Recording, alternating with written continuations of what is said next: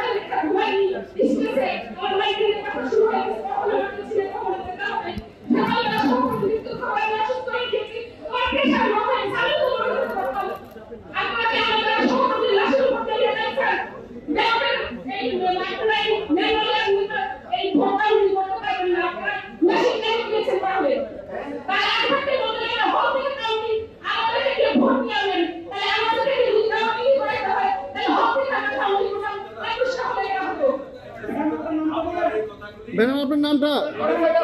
madam আপনার নামটা ma'am আপনার নামটা